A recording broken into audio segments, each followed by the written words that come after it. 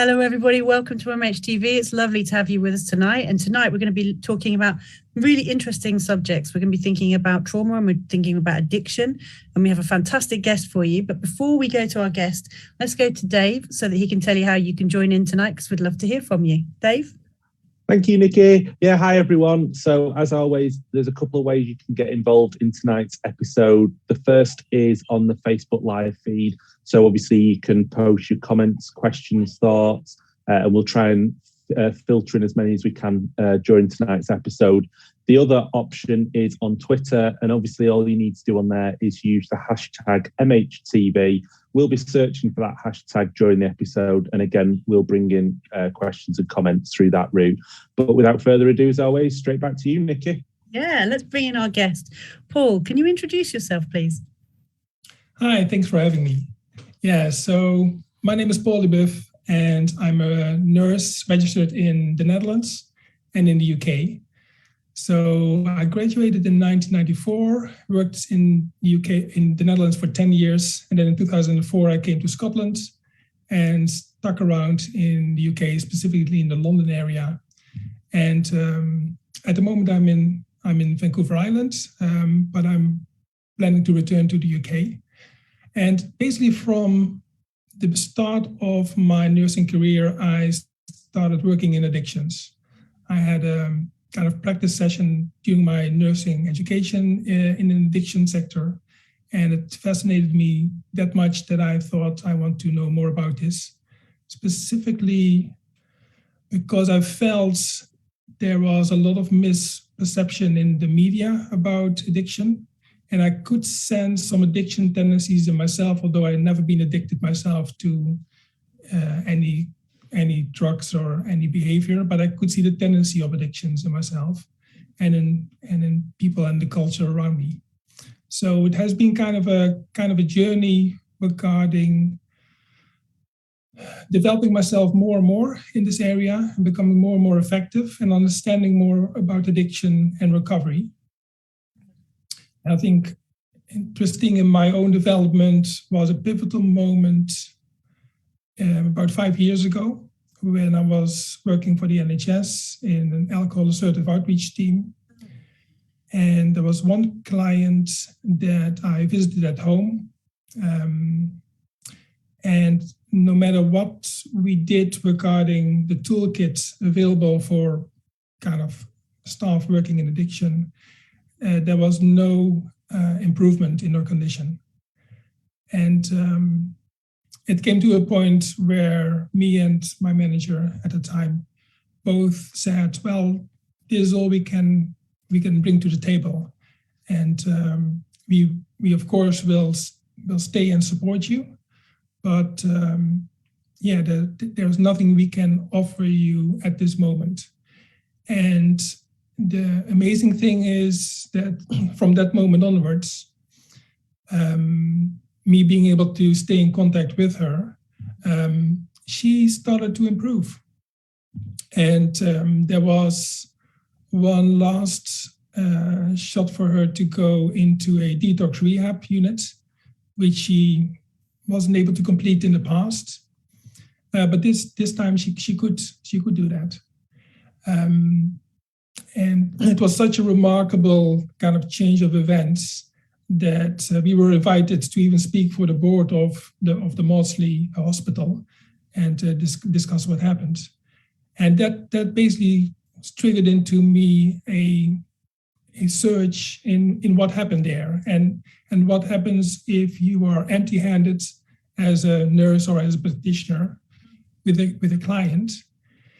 And what came to surface is that the quality of the relationship with a client is absolutely relevant and is not as much appreciated or what nurtured as we can. So that was a pivotal moment that started my journey of, in addition to the cognitive behavioral skills that I have as a nurse and all the medication sides and the whole toolkit that is available, I started to look more into kind of the somatic side of recovery and healing, and I realized that we hardly basically use our body's intelligence for recovery, and what I mean by that is a whole field of trauma is bringing to light that trauma is situated in the body, and that you can't talk your way out of that. You can't rationalize your way out of that. So as we all know, trauma is a huge part of the clients I work with. And specifically in my last job, when I was working kind of in Leeds, I noticed with that perspective of trauma in the back of my mind, that 9 out of 10 clients came in with a significant trauma history that hasn't been addressed appropriately. So yeah, that has been the passion now for me for the last 5 years.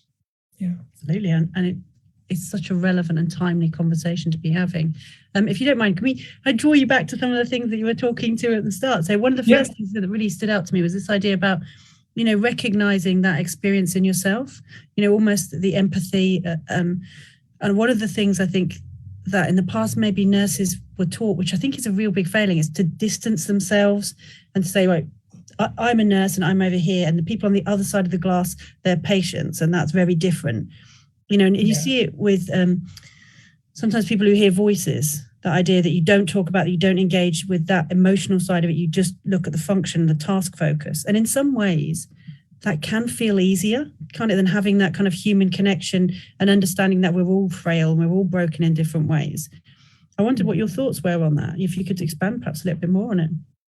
Yeah, that's a great question. That's definitely the side of addiction work that is really important and not easy to access, as it were.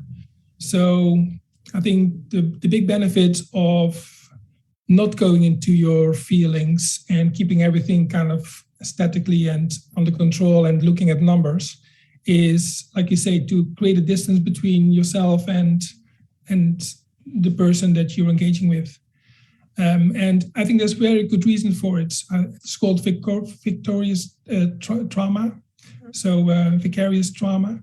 So it means like that you pick up the emotional kind of experience of the people you are with on a level that is not at the cognition.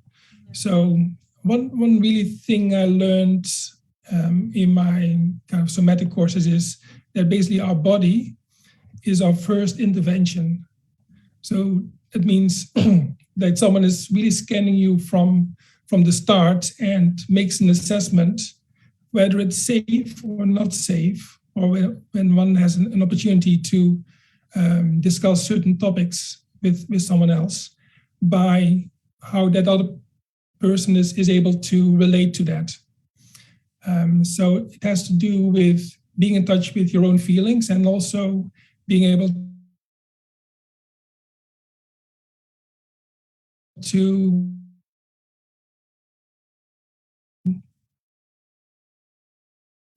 breathing a little bit there, talking about vicarious trauma. We'll be back with us in a moment.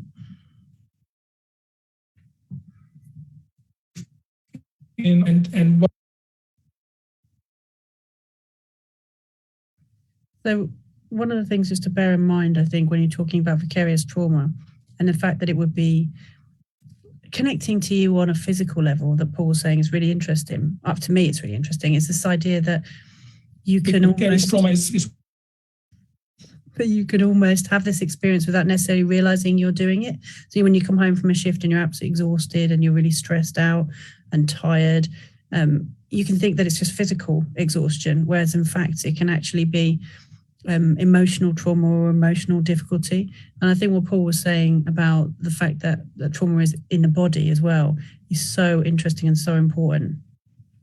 I think the other thing as well is this task focus. Paul, I was just guessing what it was you were about to say. So saying about one of the things about task focused working is that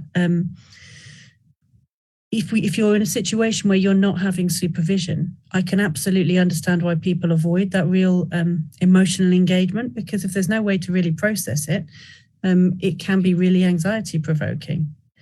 Paul, I was just saying, you cut out about 20 seconds ago. So if we could have from about 20 seconds back, hit us with that would be great. Cool. So what I mentioned is that one of the experience I really took to heart is that our body is our first intervention. Mm-hmm. So it is about how comfortable are we in comfortable situations, and how are we able to process that ourselves. And that is kind of a capacity, kind of a muscle that we can train and develop ourselves. And that also naturally occurs when we're able to feel safe with sharing difficult emotions with other people. So, yeah, that brings, and that. Paul Vancouver has gone again, it seems. That makes trauma interesting.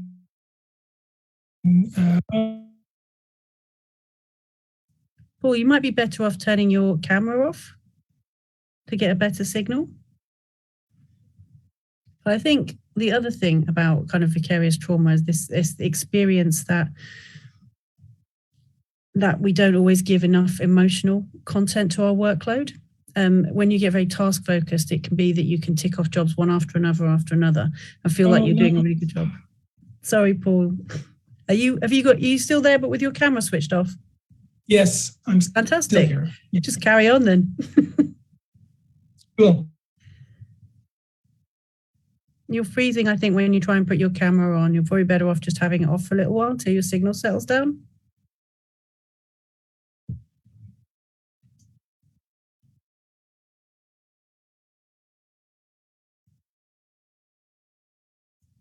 I think we've lost Paul again. Never mind. So the other things that Paul is going to be talking about when he comes back, even if we have to record this and start again later on, would be talking about stigma and trauma. So he's already talked about vicarious trauma. So this idea that you can have trauma that happens without you realizing. Another thing another thing that you can think about is the fact that stigma can be reflected on workers without them necessarily picking up on that as well. Like we've all had that experience where we've been in an A&E department and we've been working with someone who has either addictions or complex needs in some way or mental distress, and then getting a very difficult experience perhaps from our adult colleagues. That can often be because that we're actually picking up on the stigma that our clients face all the time. And that's something just to bear in mind when we actually do get round to getting Paul back again and talking about the kind of stigma and the impact that has on people's care, on people's needs, and on the way that we treat people. And I think it's really important as well. Another thing, just to pick up on, I know we've talked about it before as Paul's coming back to us, is thinking about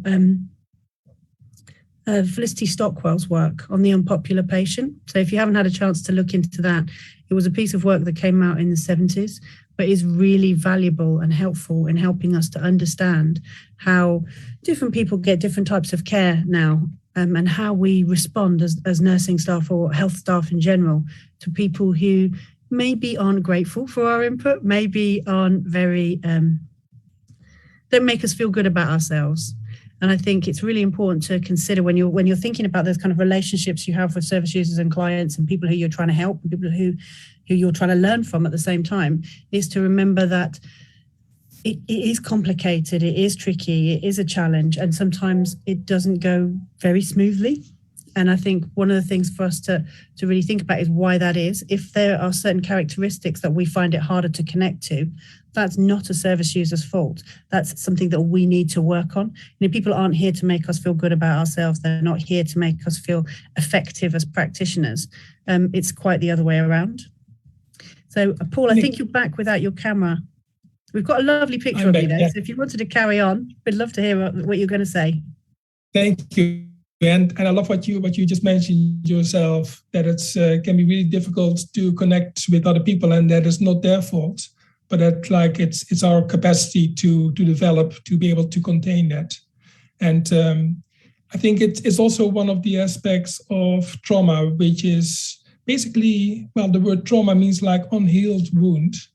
And in psychological trauma is about having experienced such an overwhelming situation that you have to kind of freeze it in a part of your kind of experience, and not go there because of the overwhelming nature of it.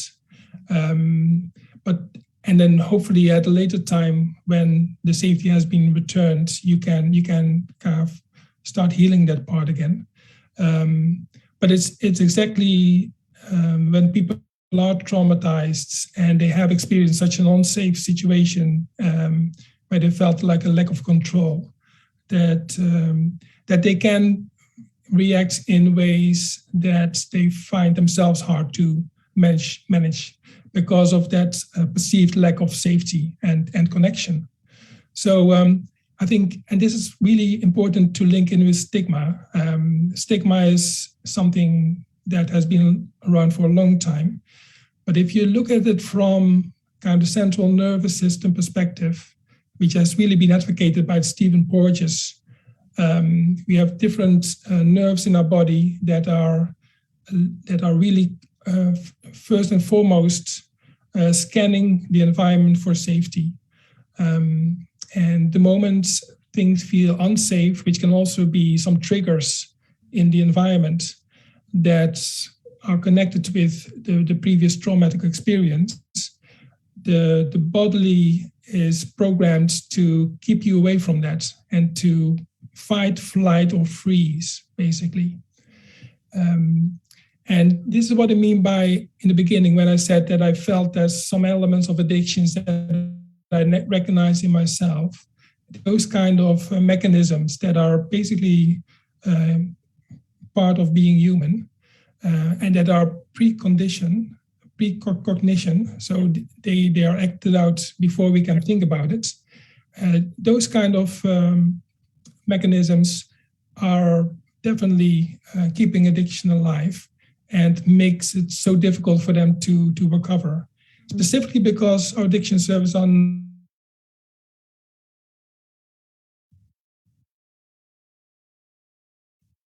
Your sound's gone, Paul, I think. Not focused at the moment.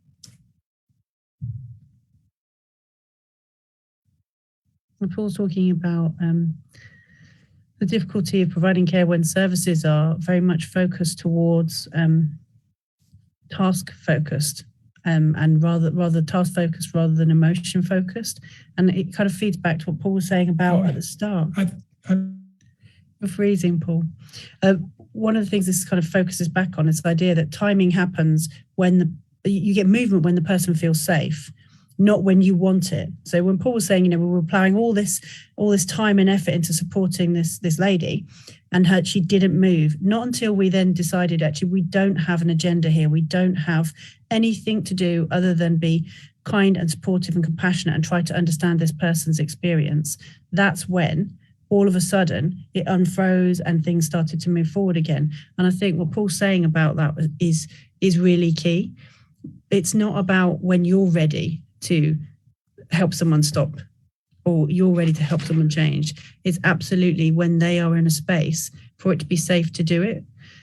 Often, and I can't speak for other people's experience on this, but often when people use substances, they are trying to manage that, exactly as Paul described, that trauma, that unhealed wound. And until somebody has other strategies or other options, they're going to keep trying to manage the way that they've always managed. And if you're trying to take away somebody's coping strategy without putting anything better in its place, how you're going to end up in a tug of war that's going to make that person feel desperate. So the first step to working with someone with substances is bringing your whole self to that encounter so that they can build trust in you. And Paul, are you back? Yeah, I'm back. Thanks. Oh, cool. Carry on then. Yeah. So looking at what happened in the last couple of months, like Dame Carol Black put out a report, like an independent review about addiction services. And I'm very happy that she has picked up how important trauma is in relationship to addiction, and that she also really stresses the importance for addiction services to provide trauma-informed care. there's like that part is like the cognitive part regarding putting things in place and making a review and putting in the goals to make that happen, which is definitely absolutely relevant. There's another part that I recognize myself in working in the UK, and that is kind of the idea that maybe as addiction services collectively, we are also traumatized in some way. And what I mean by that is there seems to be a lack of perspective on how trauma has influenced the addiction services themselves. And one way I picked that up is basically two mechanisms that I really recognized in working in the UK.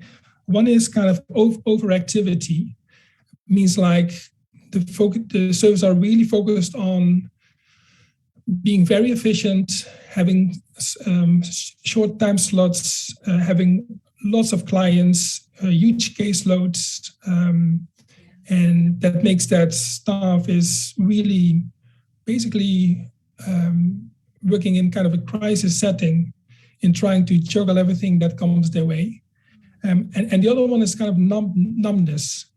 And with numbness, I mean really finding it very difficult to go into the feeling side of it, like you mentioned, Nicky, the empathy side. And also because of the burden is so high regarding the demand for addiction services and the shortage of services and staff. But the numbness and the overactivity are basically kind of increasing each other in a vicious circle, because you can tell that you can start working harder and harder and harder. But if there's not a fundamental shift into stopping and reflecting and going into supervision, making time for supervision, and bringing the emotional side into play, it's really a dead end where the effectiveness will suffer even more. There will be more staff burnout, and really things have to change. And yeah, my experience is that it's already at a level that it's pretty much critical, and yeah, that is basically my assessment at the moment regarding collective trauma. I was smiling as you were saying that, because I absolutely recognize it. But at the same time, I feel really sad and really angry about it as well, because I think you're absolutely well. I don't think anyone in mental health services has been treated particularly well, but certainly the staff from drug and alcohol and addiction services have had particular stresses in terms of they've been seen as a service that could be privatized quite quickly, quite easily. Mm-hmm. They've had a lot of that kind of short-term contracts, devaluing of expertise, and also the absolute mistake of thinking activity is as good as outcome. It's easy to measure, isn't it, how many visits someone has done. And if you can say, oh, this person's done 20 visits today, everyone's like, oh, one effective service.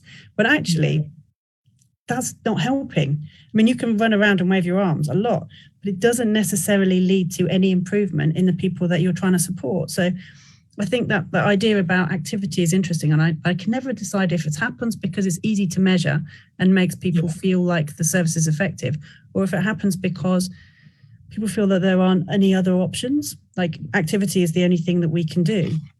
Yeah. And what do you think? Why do you think we're in this situation? What's your take on it?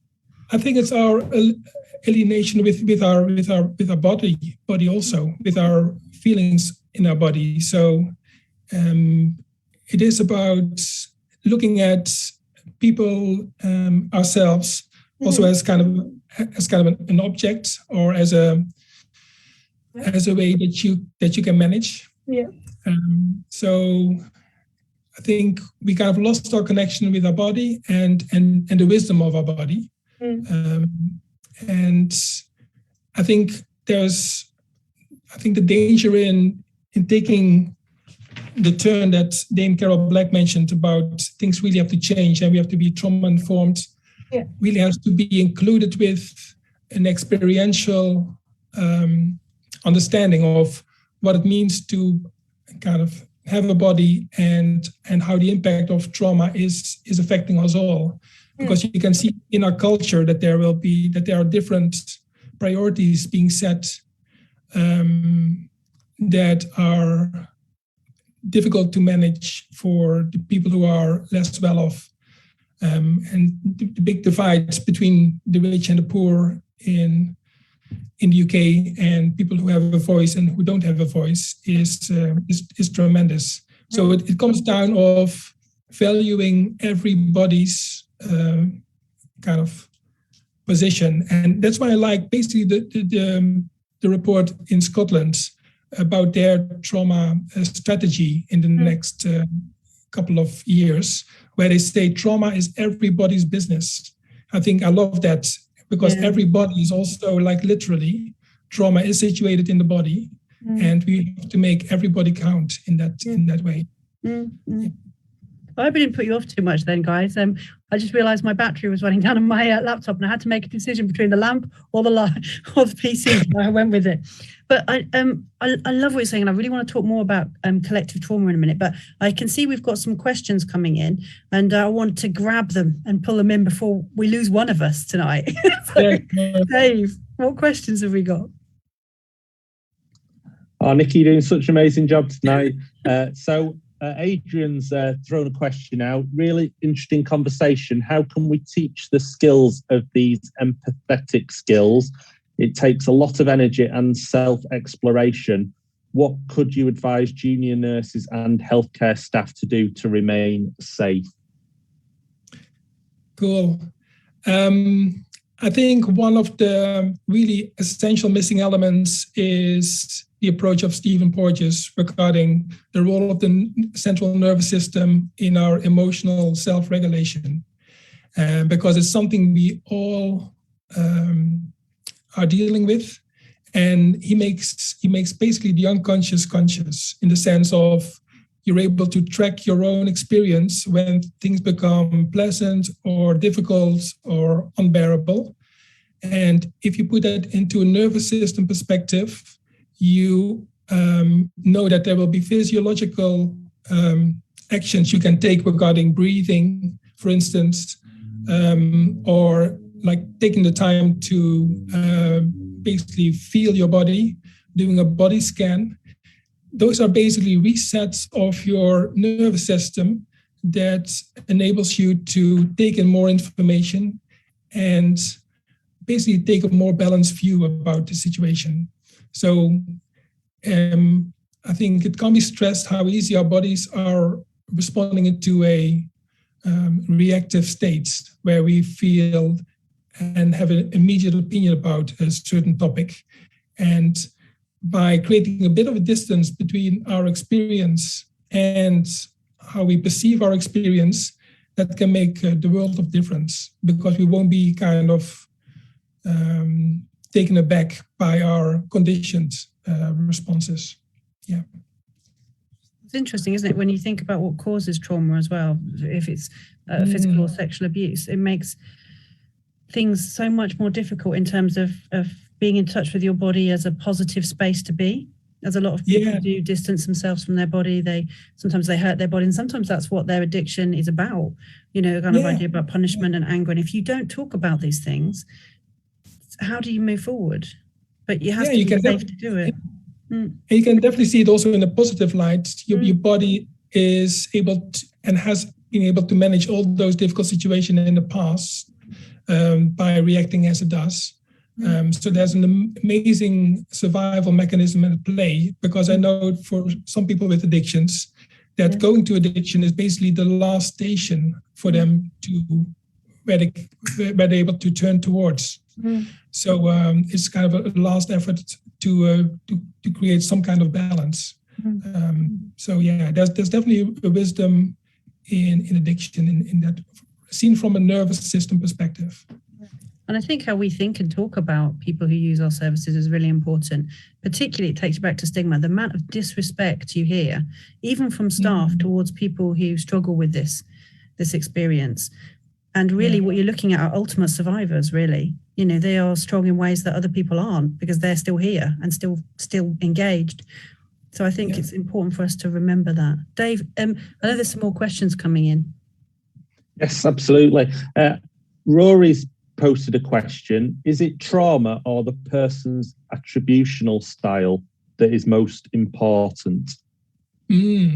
That's a great question.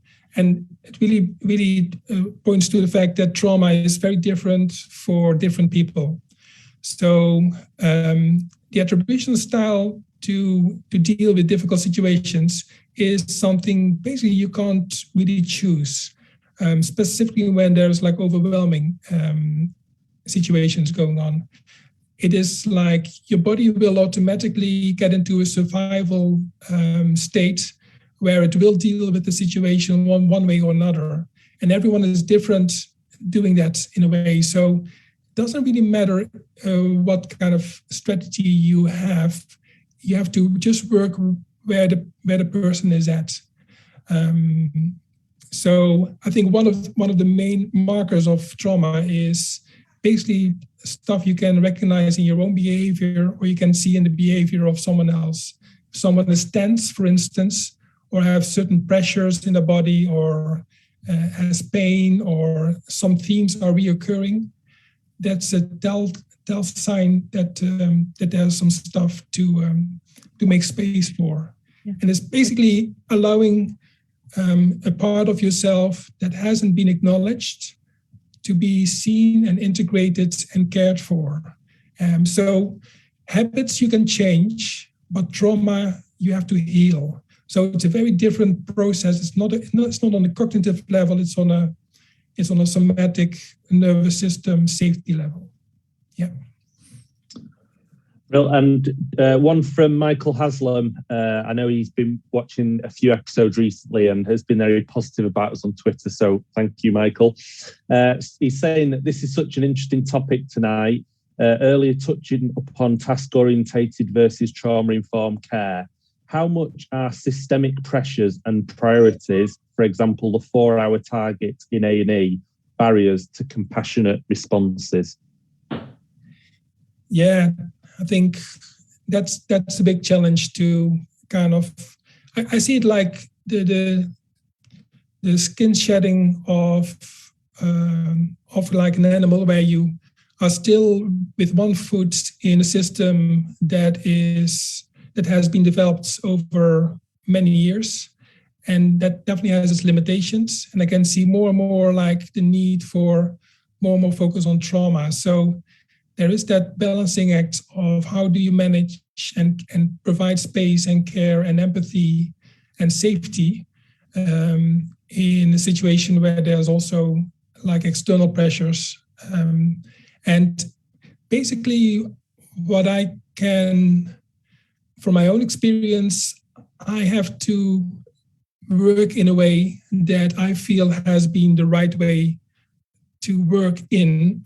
And I really have been more and more trusting about my own experience and the importance of taking the moment as it presents. So the moment you have a connection with a client and you feel that it's so important to stay with that client,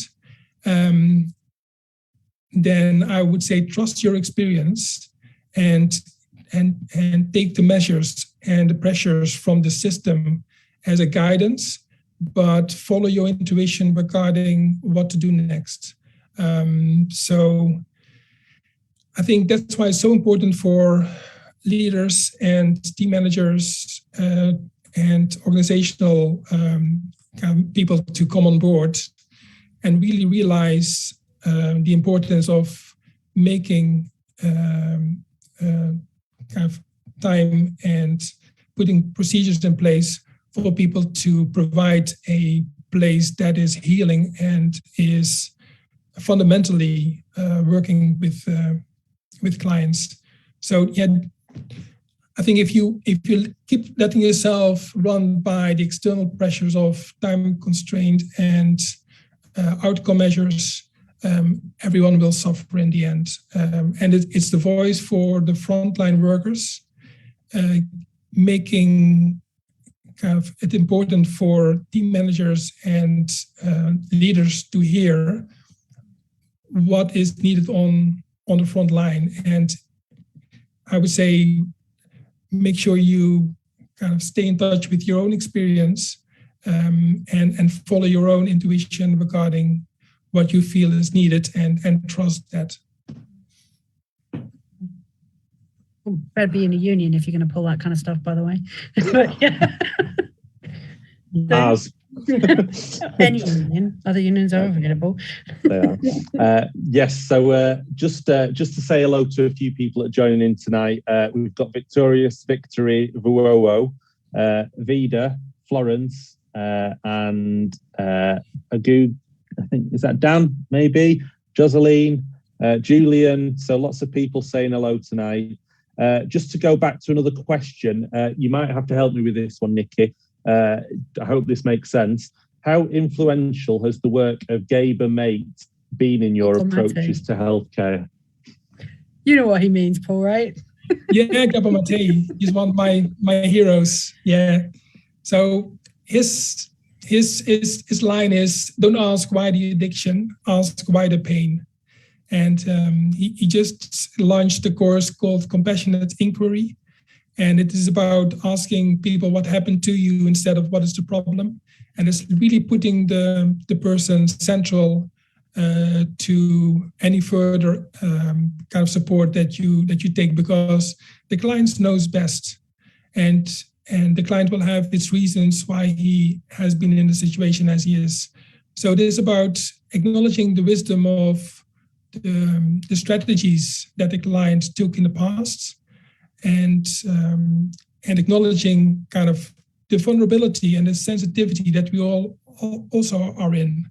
I mean, I think we underestimate how sensitive we all are, and we pick up so many kind of impulses and sensations, and it's not taught to take that seriously and take time for them to really kind of sink in, because all those sensations and all those experiences create some kind of wisdom and information in them. So it is about becoming more and more sensitive, and at the same time being able to bear that. So one other quote of a hero from mine is Ken Wilber, and he says, so it hurts more, but it bothers you less. So it is about having that capacity to be kind of touched and feel, but in the perspective of the central nervous system by Stephen Porges, and the importance of being able to feel and take that into account in your relationship. You will notice that will kind of come and pass. But it's an essential component that we need to include in our work with people with addictions. Absolutely. It's so, and it's not easy as well, is it? That's the really difficult thing. When other professionals, particularly people who are maybe more senior, who do this stuff automatically without necessarily articulating it, it can be very hard for people who are on the starting rungs of that journey because you can worry so much that you are, infringing boundaries or doing something that's making it worse. And if it looks like everybody else is fine and you're feeling sad sometimes or heartbroken for people or carrying their stress maybe without articulating it, it can make you feel like you're doing it wrong or you're just not cut out to be in this job, when absolutely you're the right person for the job. Absolutely. Yeah. And it's a combination between mindfulness and bodyfulness that can help you kind of ground yourself more and more, because all those concerns and questions and confusion is basically being also lost in your headspace. So getting back to how does your body feel? How does your breath feel? Taking a few deep breaths, stabilizing your central nervous system again. That gives you kind of the moment-to-moment resources to basically carry on. Yeah, and having the support of other people too. Yeah, to help you feel comfortable with discomfort. Yeah. And I don't know if Dave, you mentioned this, Alan Simpson mentioned about Felicity Stockwell saying how fantastic she is, and she absolutely is, and also saying, tweeting a link to her PDF. Oh, fantastic, thank you, very helpful. And then we've just got someone else who's come through now saying, Josephine, hi Paul, what advice can you give me? all the time, thinking about a recent bereavement. So obviously there's a great deal of distress there, and thinking about sharing conversations with somebody who's not alive anymore. Yeah. Because I mean, and is this normal? I would say yes. Yeah. Definitely normal. Definitely is normal. Yeah, it's a way basically to cope with something that has been kind of overwhelming, and there's no good or bad. It's like whatever works for you, and as long as you don't feel isolated, as long as you're able to speak with someone else, and yeah, it can bring up the big questions of life, like life and death, and bereavement, grief, dependency, relationships. So all those difficult situations for me are kind of an invitation to dive in a bit more deeply, and acknowledging all the turmoil and the emotions that come with it. But it's so important not to feel alone and to reach out if you feel you are alone and isolated, because you are not. Yeah. I mean, I think for me, with grief and bereavement, and they're all such personal things on one level, but there's something that happens to us all. You know, you can't get through life without feeling overwhelmed sometimes, and it's so important to appreciate the gift that it gives you, even though it's so painful and difficult, because it's the one thing that links us all together. We've all, and to be nursed by someone who's never been in pain, I can't imagine anything worse. You know, how could somebody who's never experienced pain or loss or grief actually give something or be able to help somebody heal if they've never been through it themselves at all on any level? I mean, I don't think you need to have terrible trauma or the same trauma as somebody else, because I don't think that's possible. But there is something about the kind of nature of being a person that's sometimes a little bit about loss as well, and grief and sadness, as well as the happy times. You know, you can't, being strong isn't the same as being all right all the time. That's not realistic. And also, I'll also be really wary of the word normal. I wouldn't say it's anything to strive for. Not really. Yeah, and I think the fear of death is really something that is really prominent in our awareness all the time. And that probably is also one of the reasons that we don't like to be so comfortable in going into our bodies, because our body is a mortal instrument. And I think feeling and empathy and feeling vulnerable all kind of have those links with being a mortal being. And it's kind of all connected in that sense of letting that in and feeling overwhelmed sometimes by it, but also kind of grounding again and learning from it. Definitely. I'm looking at the time and we've already gone 42 minutes. I don't know how we've managed that. That's just whizzed by. I guess we're going to have to whip round and come to sort of like final, not that you can have final thoughts on something like this, but think about how we're going to leave this. So Dave, we'll come to you first. Is there anything that you particularly wanted to say? And Paul, if you can put your camera on, should we just take a chance on you being able to be seen before you disappear? Let's take a chance. Let's do it. Roll that dice. Is there anything you want to say, Dave? Any questions? I've certainly been challenged with my technological ability tonight, and that was just another curveball. I've had to swap screens again. It's just been a really interesting topic, hasn't it? And it's made me think about other episodes that we've done where we've discussed trauma-informed care. And it just made me think back to October last year, when we invited a panel from Scotland who spoke about issues, including trauma from back then. And Jenny Young, who I know is based up in Scotland and has done lots of amazing work around trauma-informed services. So I'd encourage, people that didn't see that episode, it was episode 21, to look that one up, and I'm going to share a link from that tonight. In terms of other things, I just wanted to kind of say about all the lecturers that are joining in tonight, and just give them solidarity from me and MHNA, because a number of them have been on strike today, tomorrow, and on Friday with the UCU, and absolutely do an amazing job. So thank you to all the lecturers that are watching tonight that are on strike, because you're amazing people. Those are my thoughts, Nicky. I could have guessed that. Paul, what about you? Is there anything you wanted to leave people with? I would say don't be afraid and you're even invited, I would say, to learn more about trauma, and not only from a cognitive perspective, but also from an experiential perspective. So there will be an upcoming trauma conference online starting in 3 days, which is free for the next 10 days. So there's amazing resources available. I would highly recommend to look into those, because I do feel it's like a really missing essential link in the addiction services at the moment. And we don't do our clients enough credit by leaving that out, and ourselves too in that matter. Absolutely. I really think that's true. We've got our last couple of questions coming in. Do we over-medicalize at times the human condition, asks Riri? Yes, Riri, we do. Yeah. So thank you for that.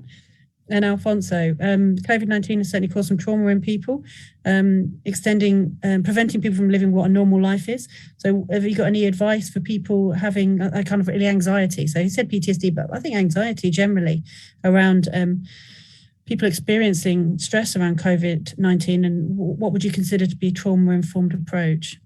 So just letting you dive in the last questions there. Yeah, so anxiety can be seen as kind of a fight or flight response from your nervous system regarding how to be as safe as you can. So there's nothing wrong with you. Your nervous system is just giving you information that there's some kind of lack of safety that you experience to really relax yourself. So it might be worth first having a support network, but also maybe become curious about how does your anxiety feel in your body. So looking at kind of a body approach. And yeah, there's so much more to say about this topic. But I think the basic is anxiety, there's nothing wrong with you. It is information for you to pick up and learn from. And you can do that in several ways.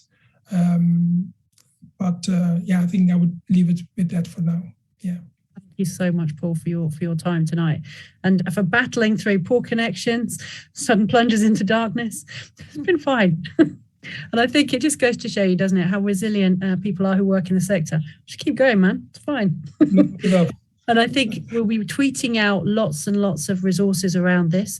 Please, we'll also certainly be promoting this conference in case you're interested in it. And I think we're going to need to come back to this subject in the new year, maybe look at some techniques and actually dig deeper into it. Hopefully with good communication, good connection and lights next time. Try something new. Thank you guys so much for your support and encouragement tonight, as ever. Take care and have a lovely evening. Bye-bye, guys. Thank you. Night. And well done, Nicky. You're amazing.